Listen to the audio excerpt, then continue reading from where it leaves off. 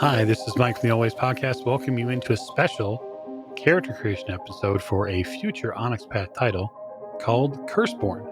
We're going to join Danielle Lozon and Heather Ashcraft as they go through the character creation process.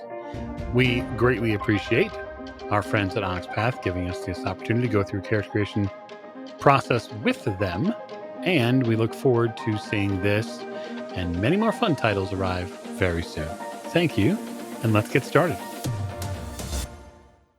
I'm Danielle Lozon. I am the in-house developer for Exalted for Onyx Path Publishing, and I am going through documents that I found on my computer with some folks to help create characters, which we are then going to play a game with later once everybody has a character made. So Heather is here with me today to make a character for Curseborne. So Heather, you're making a character today, and kind of said this to everyone so far, but the steps of character creation kind of ask you to decide a concept first. But if you don't have an idea for a concept just yet, we can wait on that and like have it occur naturally as you hear more about Curseborne, what it is, and what you're going to be making a character for. Hey, everybody. My name is Valley Girl Heather. I am on all the socials as Valley Girl Heather or under my freelance title, Valley Girl Designs. I am an RPG writer, designer, creator, and live action developer. I currently am on a number of actual plays and podcasts. You can find me at the Old Ways podcast. I am currently in the RuneQuest Glorantha, 6 seasons in Sartar. I play Lysana of Cliffshield. Or if you go back and listen to our massive Narathalatep series, I played Stasi. Also, beyond that, I also do actual play for Symphony Entertainment, and of course here on Onyx Path.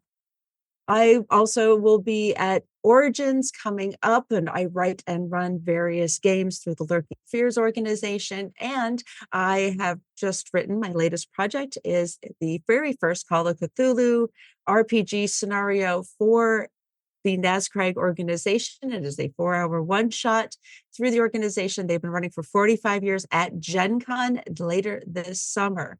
So you can always find me on the Discords and on the vast majority of the socials, either under Valley Girl Heather or under Valley Girl Designs. I'm very happy to be here. I can't wait to see how this works out.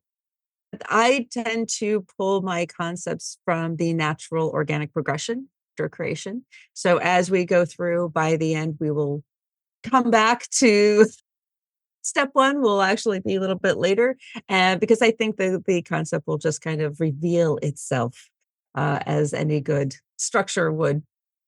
Yeah, that sounds good. I'm kind of the same way. So I always tell people you don't need to decide that concept, even though we put it as step one.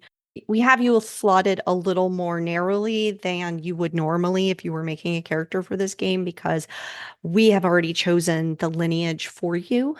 But normally you would have the option of a lineage and a family within that lineage and a role. And so having an idea of what you wanted to do would help you make those choices. So, that said, the very next thing you would do would be to choose a lineage path.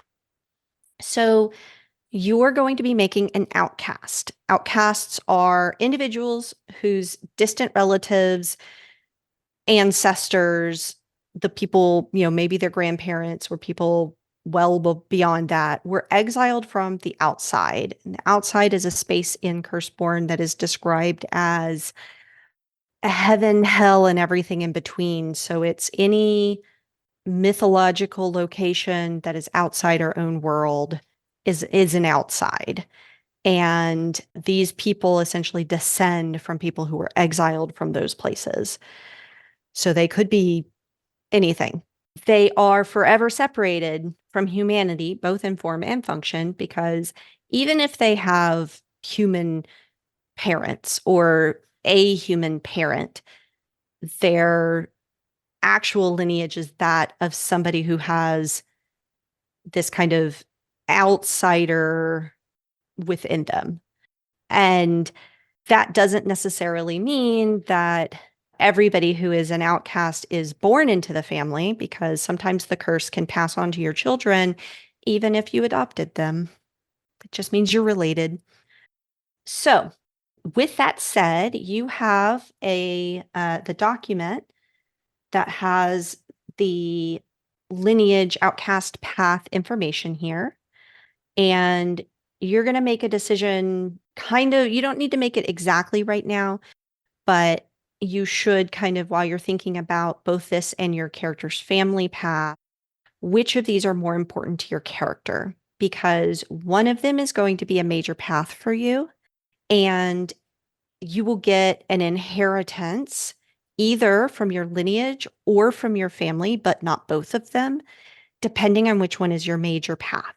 So we'll go ahead and mark down your path skills, which are athletics, artistry, and esoterica. And then I'll just tell you what the lineage path inheritance is so that you can kind of have that in your mind. And then we'll go over the families that you can choose from. And then we can kind of like fill in dots and stuff in a moment. So your major path inheritance, if you choose your lineage path to be the most important aspect of your character, to be your major path, is an outcast perpetually tries to fit in, constantly aware of her impact that they have on the people around them. Being ingratiating is a survival mechanism, and people are naturally drawn to outcasts until they learn more about them. Whenever the outcast uses slipping off the mask, which is an ability that they have, she does not need to bleed a curse die. I will explain curse die in a minute, but essentially they are your fuel for doing actions. In addition, an outcast can automatically see the true form of another outcast by bleeding a curse die. So because you have this kind of relationship to things outside this world, you have an outsider form that you are kind of constantly hiding. So to explain that, for being an outcast, you have these rules that you always just have access to, which are slipping off the mask.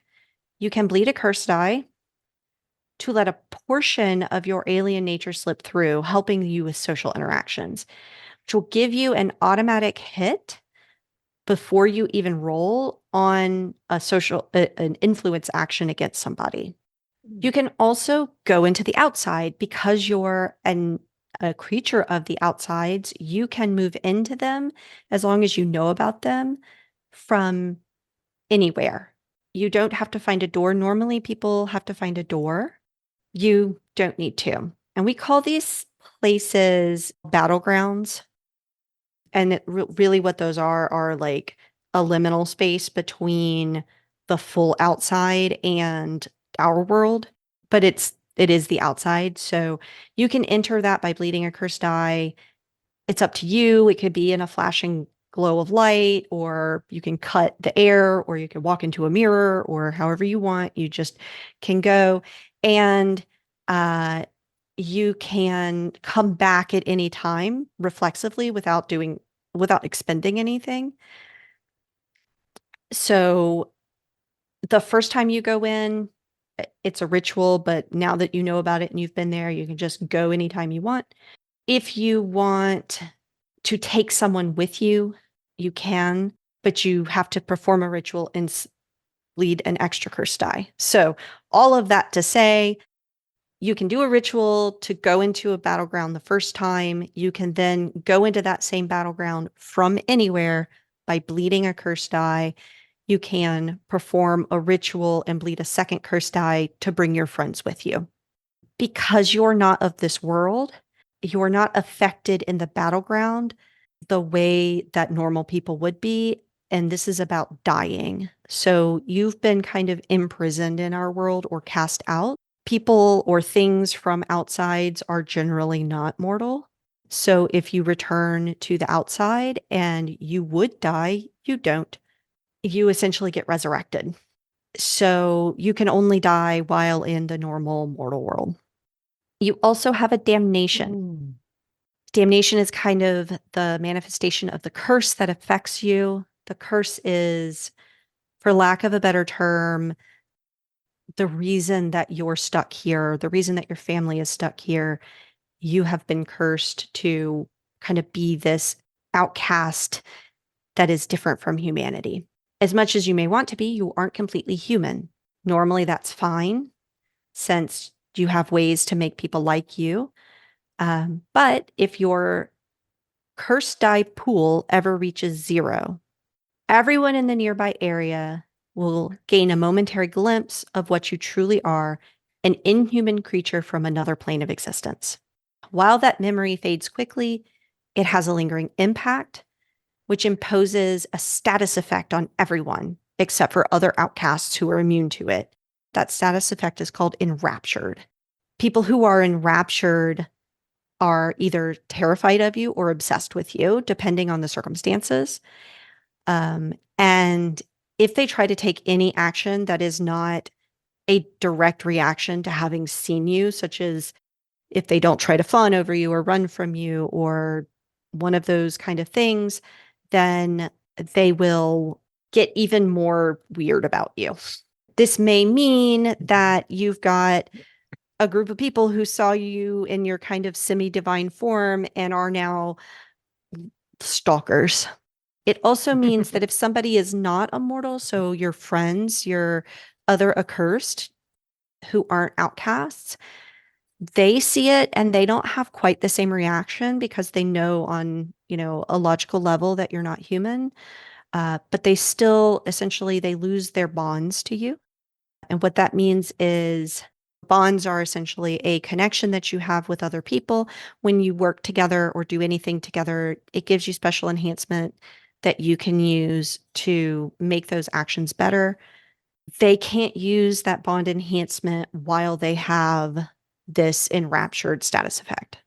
Only way it resolves is for you to take an action. The action that resolves your damnation is you must reconnect with humanity.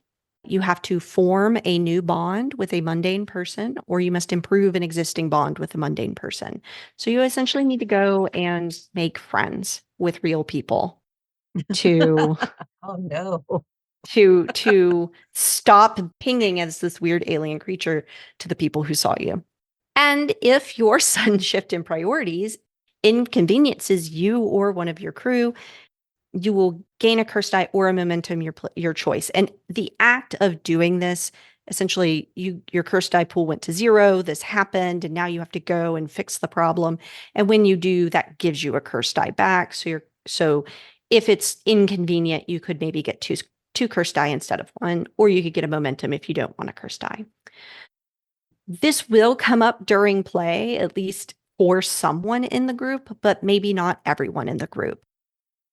Getting to 0 curse dice is a conscious act on you, the player's part, because you're like nothing takes your curse die away from you. You actively choose to spend them away. So you are the one managing whether or not you're going to drop down to 0 or not. So this is one of those, if you want to take this risk, you can, and these are the consequences of it. I'm still going back to the whole we have to go out and make friends. Yeah. That's calling most of us out right there. It really is. I know. Welcome to identifying with outcasts. All lineages also have torments, and these are pretty much triggers for momentum gains. So if you succumb to a torment, you gain a momentum, and you get to pick essentially one of these 2 torments that are listed. And essentially, then you pick a personal trigger for a torment that you essentially give into. So the options are higher thoughts. A character with this torment finds the need and concerns of mundane humanity wearisome. Choosing to use her friends and colleagues as pawns or assets in the grander game against the outsiders who exiled your family. When you succumb to this torment, you become self-absorbed, you ignore your social obligations, and generally treat your friends and family like dirt, especially if you need to be working with your friends or family right now. The other option is show of force. The power running through you screams to be used. A character with this torment knows she is no mere mortal and craves to show the world her power. When she gives in, You must use the strongest effect available to you to solve your problems, even if they are not the right tool for the job, especially if using them would cause collateral damage or be total overkill. That could be a tough decision. Yeah, both of these are kind of role play Um, burdens, right? Yeah. Okay, so this is all if I choose. Well, no, you get If- these you said if damnations I and make- torments just for being an outcast. It's just part and parcel. Just for being an outcast. Yeah. Oh, goody. So we'd have to choose. I know we have to choose at least one torment. Yes. Yeah, you'll choose one of these two, and then you'll pick like a personal trigger that like sets you off. I'm going to go with Show of Force. Okay. I love that I one think. personally. That will bring about fantastic conflict. So, and goodness knows what else. Let's go with Show of Force. All right. Show of force. So now you're going to pick your family. And this is where I'll describe the family options and then you can pick one. And then we probably at that point kind of need to feel like, depending on what you pick, like which of these are more important to you, being an outcast or being part of this family. So Okay. let's go through them. You have the Battleground Angels. The Battleground Angels are kind of a militant group of outcasts who actively seek going into the battlegrounds and fighting against the entities and creatures there. And they're kind of this militaristic resistance group. Uh, then we have the Chimera, and the Chimera they're people who got cursed for attempting to find godhood by opening a way into the outside. So they're less directly exiled from the outside, so much as cursed to be this way by entities from the outside. Essentially, yes, we'll give you godhood, but it will come at this terrible cost. They don't look human. They have scorpion tails or, weird eyes or horns or some other creature feature that mutates them and shows off their kind of alien status. Then we have the Nephilim. These are travelers. There's this quote, it says, "The map is the territory." That's what they always say. Well, our family must have a lot of territory then, or my name isn't Anthony Craig, and we keep family close. Family, not the hippy dippy, your friends are your family. Bullshit. I'm talking proper family. For better or for worse, your family is bound by blood and marriage. It's a tangled destiny, a web woven by a careful spider. And like I said, our family weaves with silk made of secrets. Our family and our secrets are everything. So they do a lot of traveling through outsides to gain information, specifically to figure out ways to get through them to other places in the world. Also, they have a big deal, like family super important to them. Now we have keepers of the broken vine who have essentially decided that because they are trapped here, they're going to make this world a better place. They're trying to foster the natural world. They're trying to create life, and they are communing with nature. Then we have munificence, and they're kind of what is this? We're all stuck down here in the fleshy sin world, but we should try to get up to a spiritual realm. To them, the outside is a realm of spirit. Their ancestors were booted out of it for some crime, and they need to redeem themselves or treat others better than they've been treated. So they feel like their sacred duty is giving other people what they want. So they kind of have this Jinn vibe where they grant people's wishes and in doing so earn themselves goodwill with those people. And not in like a devil's bargain kind of thing, but in a genuine, like, we want other people to succeed kind of way. And then we have the League of the Hidden Crossroads. These are the devil's bargain guys. So they are a family of choice. They signed up to come together, and they are all about tempting people and wandering through life and essentially being the person that people meet at a crossroads, often metaphorical, not always, sometimes literal, but a crossroads in their life where they're offered a choice. These are the League of the Hidden Crossroads, or the people who are offering that choice to people. So, do you have an idea based on all of that? Oh, it's a toss-up between the Munificence and the League of the Hidden Crossroads. Which direction to go? Right? So, are you more about helping people, or are you more about helping people by teaching them maybe some hard lessons? I think I'm feeling the League of the Hidden Crossroads. I think if we're gonna do this, it's gonna be kind of a hard line kind of feel to the character.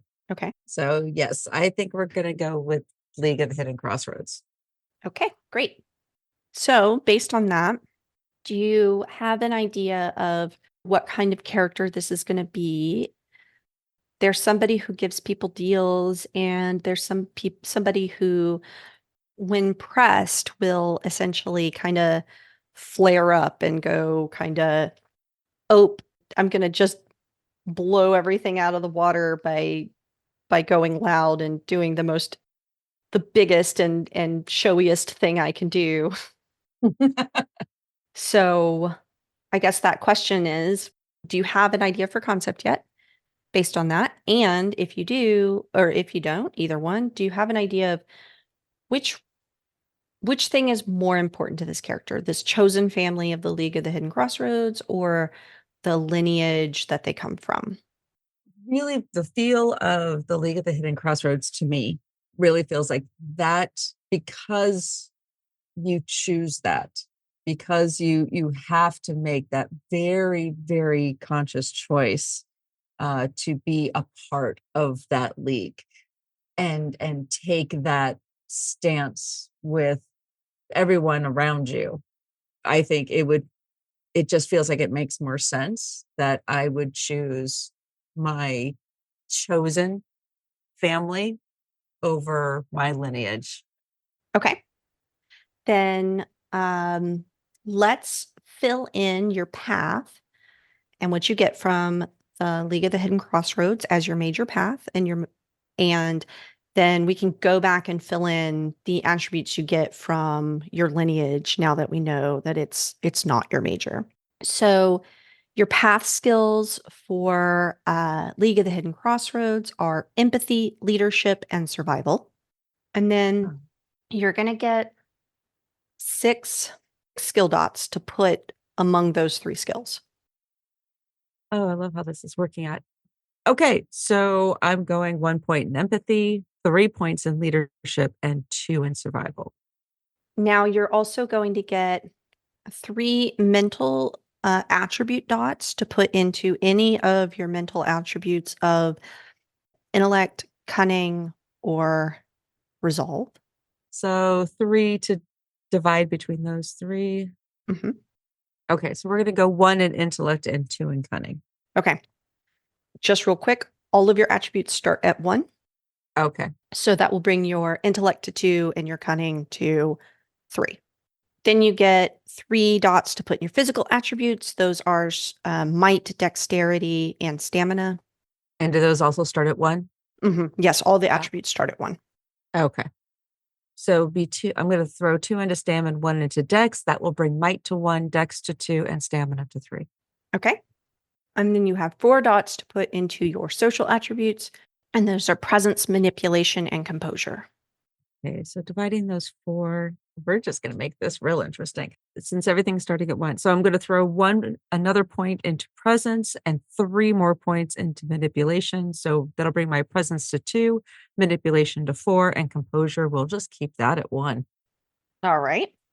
And you're going to mark down this major path inheritance because this is your major path. So you get this inheritance, which is when you take an influence action to convince someone to take an action they wouldn't normally do. gain a hit that applies before you roll. This is essentially an auto success, but you still roll the dice to see any additional hits that you get above it. If that person had a negative attitude towards you, you also forge a negative bond of mistrust at level 1. So essentially, they decide they don't trust you. This is going to be kind of an explosive character, I think, the way this is shaping up. I think so. I'm a rabble rouser, a troublemaker, but I get the job done. So then you get to pick a motif. I don't have names for these motifs. I probably should, because so far everybody has been like, what is that called? How do I mark it down? But there's 3 options and you're going to pick one of them. So I'm going to let you read, I'm going to read them to you. So when casting spells with the emotional attunement, so pretty much influence action type spells, you form a new bond to the target of the spell. If you already have a bond to the target, you may increase or decrease the bond rating by 1. When casting a spell with a psychic attunement, so these are kind of things that have a psychic effect. Sometimes they're influence, sometimes they're investigatory. You may target any number of additional targets by bleeding 1 additional curse die per. Or when casting spells with the physical attunement, so these are your like buff your physicality or hit somebody better, you will bleed 1 less curse die to a minimum of 0 to activate it. Which of those sound best to you? I have an idea of which one I think is best for your character, but I'm leaning very much towards the psychic attunement. Okay. Because it's not just getting the one person you're trying to get whatever you're trying, whatever goal you're trying to accomplish with that one person. But hey, peer pressure Right. can very much help in terms of making that a reality, making that happen. So yes, I think we're going with motif number 2. Okay, cool. Then let's really quickly jump back to your lineage path.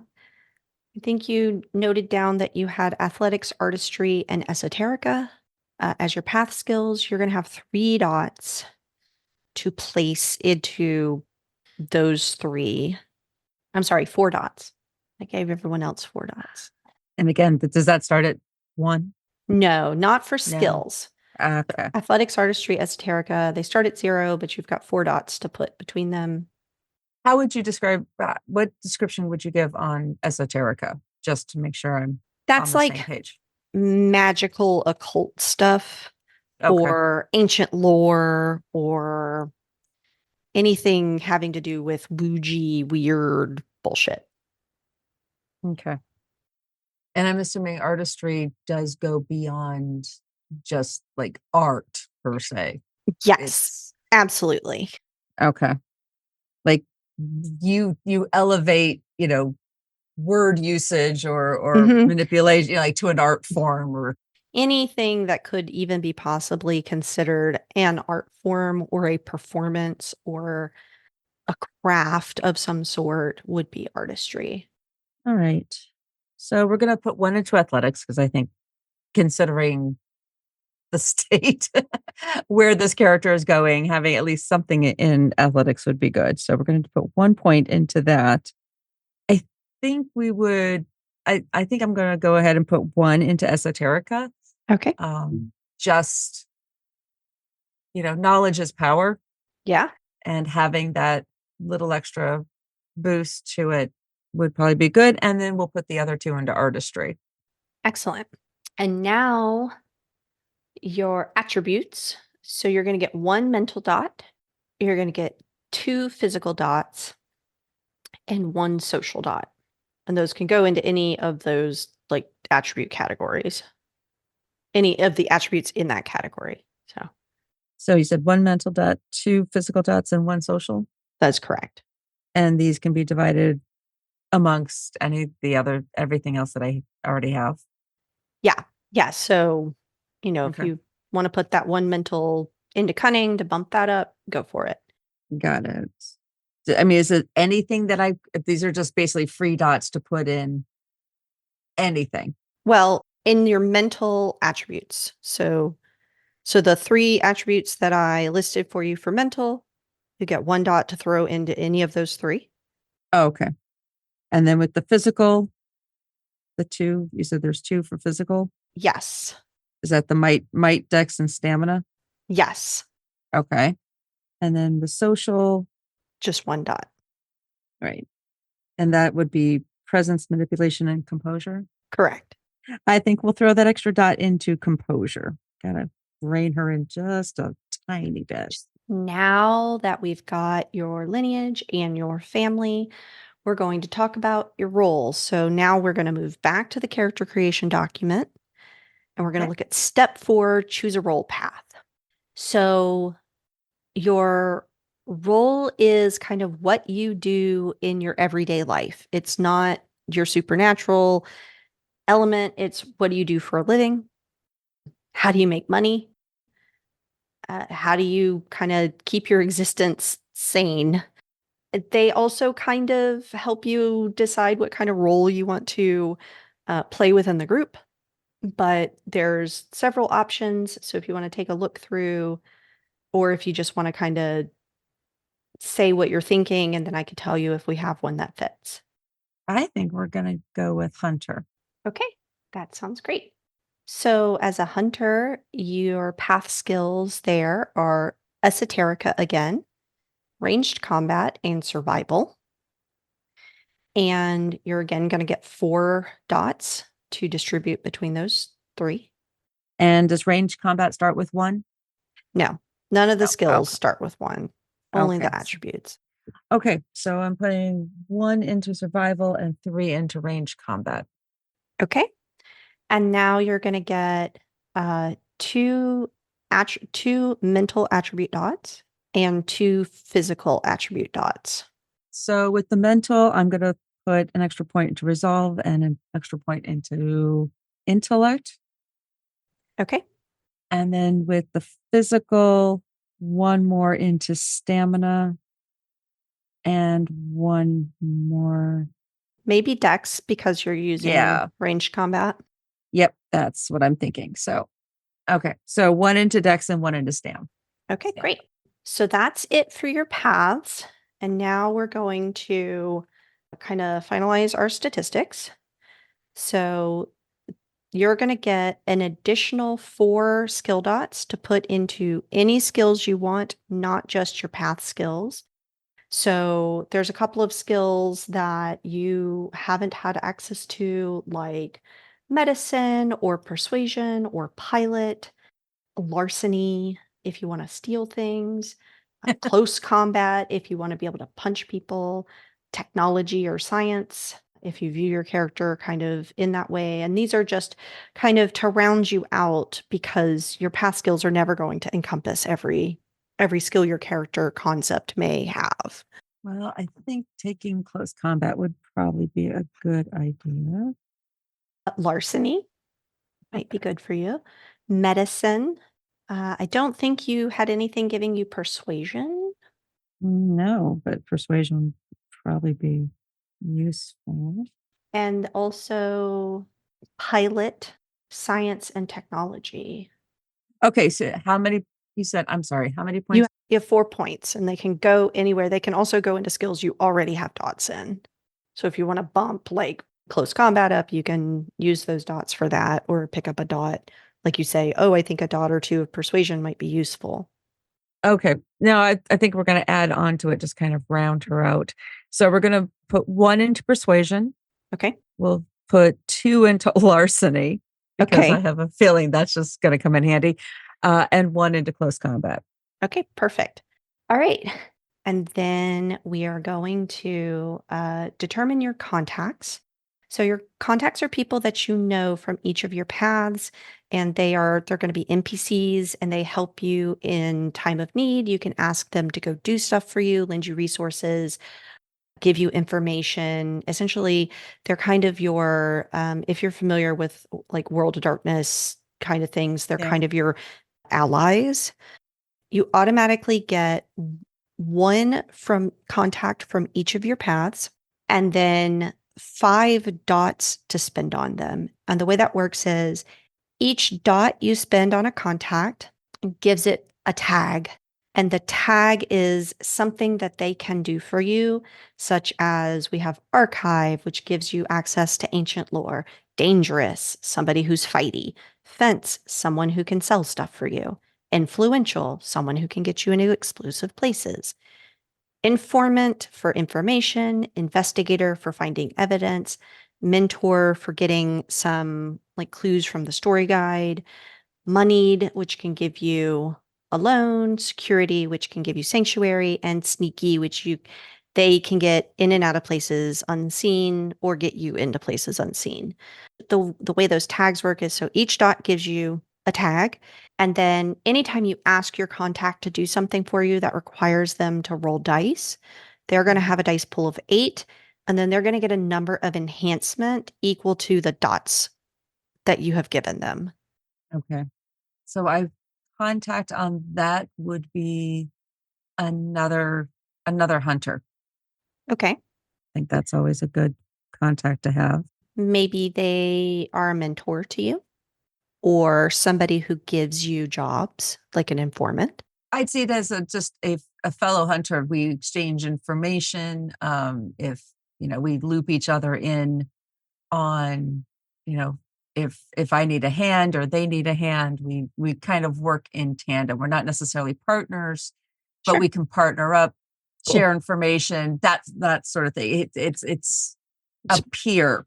Okay. Like of a, Absolutely. So how many dots do you want to give this other hunter? the other hunter would be pretty important if there's one person that can keep her in the loop. So I'd say at least 2. Okay. Let's mark it as 2 for right now, and then if there's somebody who's just not that important, we can bump it up to 3. Okay, so definitely informant because you share information, they give you information.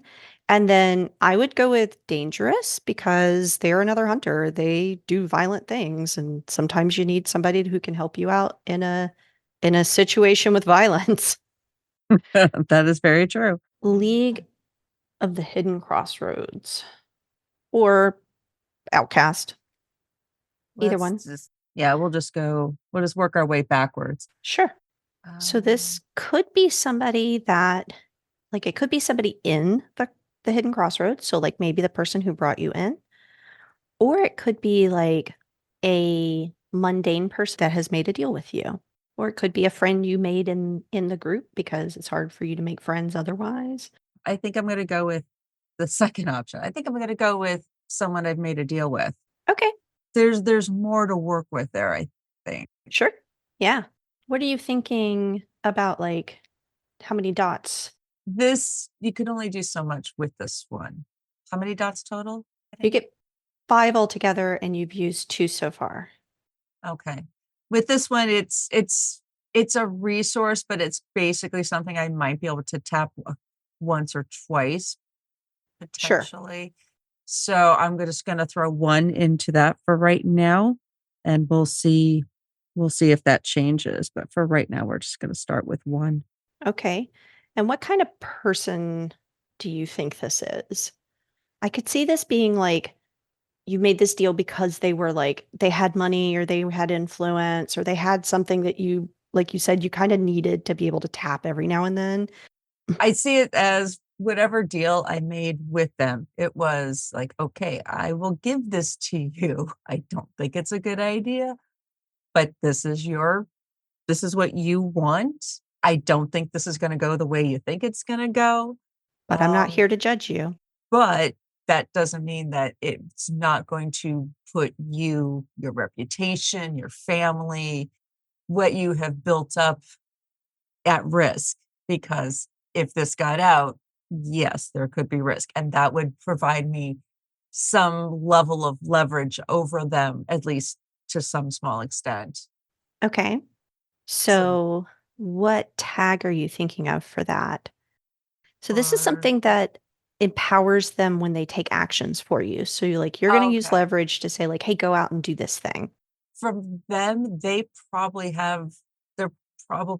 somewhere higher up on some corporate or wealth circle food chain. Sure. We ended up making a deal because it's not like for some reason, they could not obtain whatever I could provide for them. They Okay. couldn't obtain it in their general, maybe human circles.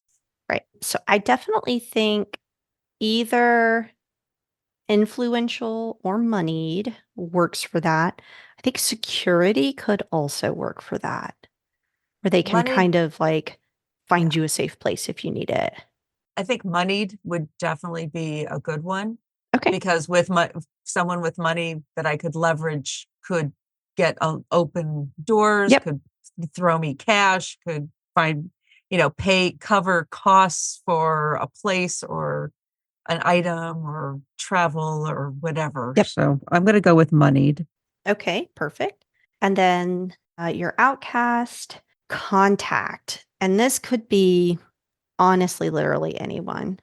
It could be a legitimate, like a blood family member, or if a like an adopted family member above or below you. Like it could be a child or a parent or a cousin or an aunt or a close friend of the family, someone Yeah. you grew up with. So for this one, for the lineage one, this one, I'm definitely going to be going with a mentor, Okay. or if it can really be anybody, this would probably be a fellow outcast who brought me in and into the league, kind of helped me kind of find my footing, maybe occasionally gives, guidance and advice, and Yeah. maybe provide some information that I might not otherwise hear through the Crossroads Sure.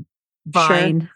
Sure. Yeah. I like this idea also of maybe they found you before any other group of outcasts found you, before you really knew what an outcast was. And so they've kind of like trained you and helped you learn the ways. And so they're kind of still the person you go to whenever something's confusing or you run into something you've never seen before, things like that. Yeah. Cool. So I think that's definitely like mentor and informant.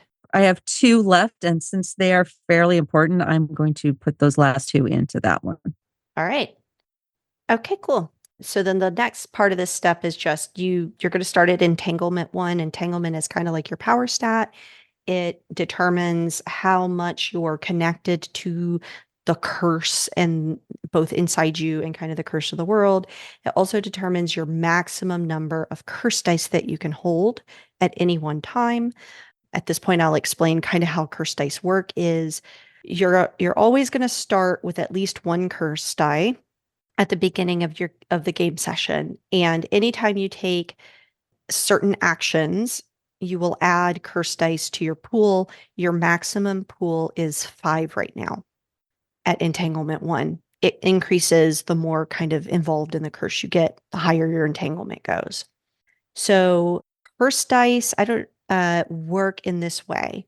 They literally replace your normal dice in your dice pool for every action you take. So I will suggest using a different color or, rolling your normal dice first and your curse dice second if you're using an online roller or something like that.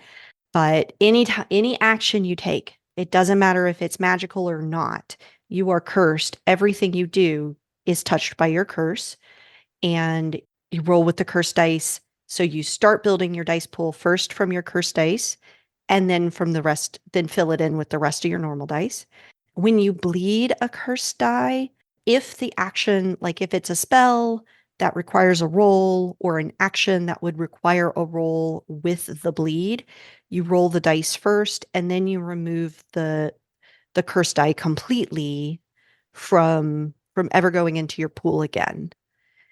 There are certain things that ask you to just hold cursed dice. And so, however many you have sitting, waiting to be used at any point in time, they're considered held at that point. So, there's lots of spells that are like, as long as you're holding 2 curse dice, you can activate this spell. Great. You don't get rid of those curse dice, they're still there. But if you bleed a curse die later, you can't activate the spell again, because now you only have one curse die. And usually it's at least, right? So if you're holding 4 and you want to use a spell that needs 2, you can. Like, it's not a exact number thing, it's a minimum. So the next thing you're going to do is you're going to gain edges and spells. Edges are in this character creation document. You have 5 dots worth of edges. Some edges have prerequisites, either like a skill or an attribute, and then supernatural edges have a lineage prerequisite. And so you're going to only be able to pull from the outcast lineage supernatural edges. And edges are just like little bonuses or benefits that you have from training, or just that kind of set you apart from everyone else. These are always active. They do not require you to spend anything to get the bonuses from them. They are separated into action, influence, investigation, and supernatural. My guess is that you will want to look at the action edges first, just because you're a hunter person. So the dots next to them are the number of Of the edge dots that you need to spend to pick them up. Yeah. Right. Mhm. Okay. And any ones that are like 1, 2, 3, like if you notice the influence edges are like anonymity, 1 to 3, you can spend as little as 1 or as many as 3. Gotcha. Okay. And it's 5 points for all edges, or 5 points for each, for any edge I take it? You have a to total spend. of 5 to spend. So if you pick up one that costs 2, that's 2 of your 5. Okay. Okay. So right now, from the action edges, I'm pretty sure I will keep ambusher and maneuverable. So Okay. that will cost me 1 each. Yes. So that's 2. Okay. Possibly logical leap. Okay. Honestly think that both of the outcast, supernatural edges, Archon's Blessing, and Devil's Own Luck are both really good for you. I was just looking at Devil's Own Luck. Once per scene, so long as you are holding curse dice, you may bleed 1 to re-roll all dice, not showing a hit on the failed action. Right. Trying to keep the number I have. And actually, I do have 2 left. Yeah, if you So grab Logical Leap, then Devil's Own Luck fills it out. Yep. I think that will work just fine. So Cool. we are going to go. Yeah. So we'll take ambush, maneuverable, logical leap, and Devil's Own Luck, just to bring up the rear on that. So yes, edges I think are done. Right. So just for the listeners, Ambusher essentially allows you to purchase a trick on your initiative action. So normally normally an initiative action isn't really an action. It's not something that you could normally purchase tricks for. But this gives you a trick you can purchase with your hits. So if you're not going first, or even if you are going first, you can spend 2 hits to essentially reduce your number of hits. So it's going to reduce where you go in the initiative. It's going to reduce whether or not you're the one who has the highest initiative. Because we use popcorn initiative, you can just say, like, hey, on the first round, pick me last, because we're going to let the story guide characters go, or another player, either one. And once you learn what they do, you can essentially say, nope, I'm not, I'm going to interrupt your action and act before you. So we could hand it off to the story guide character, and they could be like, yeah, we're going to murder this guy.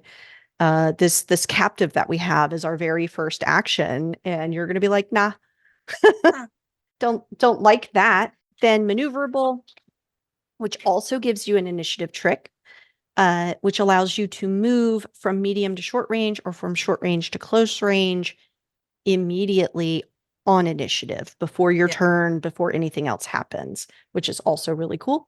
Logical leap, essentially when you are making a research-based investigation action, you can spend momentum to gain a lead instead of evidence. So normally you can always spend a momentum to gain a piece of evidence. this gives you a full lead. Then we kind of read out Devil's Own Luck, but I'll say it again. Essentially, once per scene, as long as you're holding cursed die, you can bleed a cursed die to reroll all dice not showing a hit if you failed your action, which absolutely happens. I was running an At the Gates game yesterday for the Pathcast crew, and we kept failing actions and not rolling a single hit over and over and over again. So this would be fantastic for that. Hedges the bets. So yes, just gives a little bit of a safety net there. Yeah, so I nice. love this kind of thing personally. Cool. So the last thing that I'm going to ask you to do in this session is to pick your spells. So you're going to pick 3 spells from the Outcast practice list. You can see in the Outcast document, all the way at the bottom, there's practices. And there are 3 practices, dynamism, manifestations, and physical perfection. You can pick essentially 3 spells from any of the 15 that are listed. And I can pick how many? 3. 3. Okay. Oh, I think I almost definitely have to choose Devil's Bargain. That's a yes. Yeah. That has to happen. So Devil's Bargain, force someone to accept a hard bargain. I think that definitely has to happen. Okay. Number 2, let's see. Instant protection. It's looking promising. Though Burning Halo could really do. Oh, goodness. They have a lot of really good spells. Yeah. Okay. And then physical perfection. Arconic voice, bulletproof heart, executive function. Something I wish I had every day. Flowing movement and many faces. Oh, you guys did not make these choices easy. Sorry, not sorry. I think if this was going to be more of a campaign, I think many faces would definitely be in that mix. Yeah. It's a little harder when you're just kind of looking at just a 4-hour one shot though. Sure. So Yeah. really works in that. But many faces, almost any other would be like an absolute like no brainer. Oh yeah. I mean, yes, now I look like someone else. Especially for this character, that would be fantastic. And I could still see that like forcing a bargain onto somebody, having to, letting that the anger kind of pour out, that show of force kind of occur, everything, a possible scene, and then finishing it up and then like turning around and doing the whole, the explosion behind you as you're walking away, but the face changes. Oh yeah. As you slip into the crowd and just like walk away like a boss, I see the moment like that. That would be. Yes. I need to like caption just that description because that's 100% what I want you to envision with what we have put here. And I'm so glad that just naturally has come to you. Especially with this character. Okay, so we have 2 more. Gotta pick. So you know what? What the hell? Maybe I can work a moment like that into the game. So what the heck? We're going to choose Many Faces. We're going to do this. So Many Faces is going to be number 2. And number 3, I don't know, assistive construct, that summon an imp-shaped construct could be handy. It mostly just helps you with taking non like combat actions. It can do teamwork actions with you as though it had a bond rating equal to half your entanglement rounded up. So right now it would have a +1 bond to you. So yeah, it essentially there to do teamwork actions with you. That would be kind of fun. Instant protection would seem to be kind of a logical choice just because improve your clothing to make you more resistant to damage. But I think I'm actually going to go with useful tool.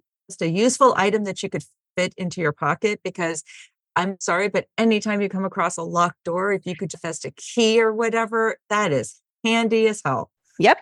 So we're going to go with useful tool.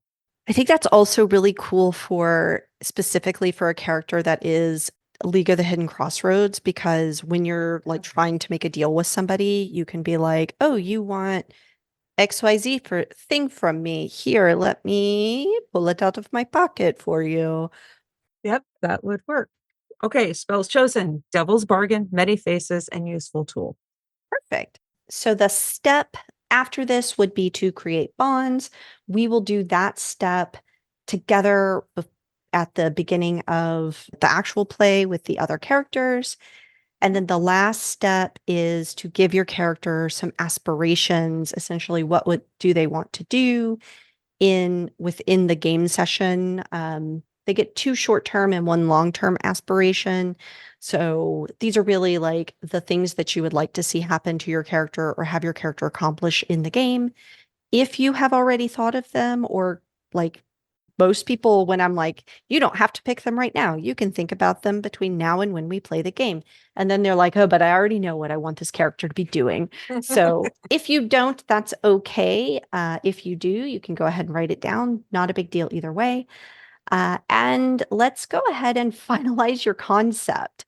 Clearly, you're a hunter who seeks out monsters, but what kind of monsters? I think getting to this point, and kind of bringing the dimensions to this character. This hunter it's less about doing good and taking out the evil in the world, and it's more about kind of ordering it or reordering the world as she sees it needs to be. Oh, yeah. Okay. She's here on this plane of existence. She's not really happy about it. There's so much, she's found a chosen family because she feels that the outcast, the family she's descended from has let her down. She's never really found a place. She doesn't fit in with humanity at all. She doesn't really connect with them. They are not necessarily chattel, but they're useful at times, but otherwise they're annoying. They're just annoyances. Being forced to kind of maneuver through this existence the way it is.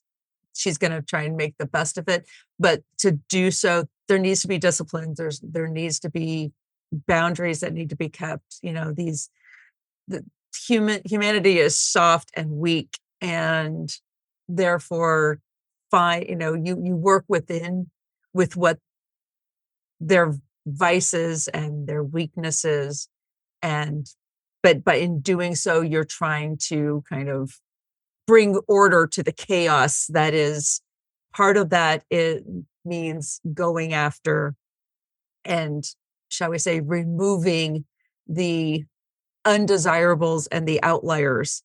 Right. The chaotic elements. Right. And definitely the monsters, quote unquote, of the world are the most chaotic. Most of humanity can be guided or urged to go in different directions, or manipulated to go in the direction that you need to kind of keep them in line, almost like a sheepdog or a herding dog, Sure. trying to deal with the flocks. But it's the ones that fight back, the ones that the monsters out there that throw fear and panic into the world, that cause more chaos, that you're like, no. This is an interesting worldview from this character, and I really like it because it's very much of this, like, I have a personal code of what is right and what is orderly, and anybody who falls outside of that personal code is a target. And it's like an alien kind of mindset, but it's also a little rooted in, I wouldn't say altruism, but also kind of this, like, a more orderly world means a more like kind of successful people. And it's easier for her to deal with living in this plane, but only because I don't want to deal with humanity when they're a bunch of panic pack animals. Right. And it just, it's just, it enhances my calm. So fine, that's what I'm going to do. And I think at some of that, I feel like some of that kind of came through when her mentor found her. and brought her in and taught her when she was just kind of out there basically being a chaotic element against the other chaotic elements.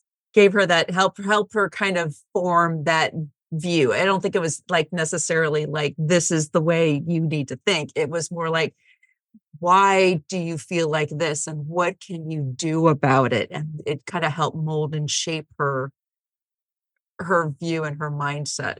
Okay, that sounds great. Cool. So if you have some aspirations already in mind, go ahead and write them down. If not, no worries. Just kind of think about them over time. And then we're done. We have done a character creation. Very, very smooth. Cool. Great. So I guess this is it. Thank you so much for doing this with me, and I will talk to you again. I'm excited for this. This is going to be, I'm very excited to play this character now. Cool. Very, very cool.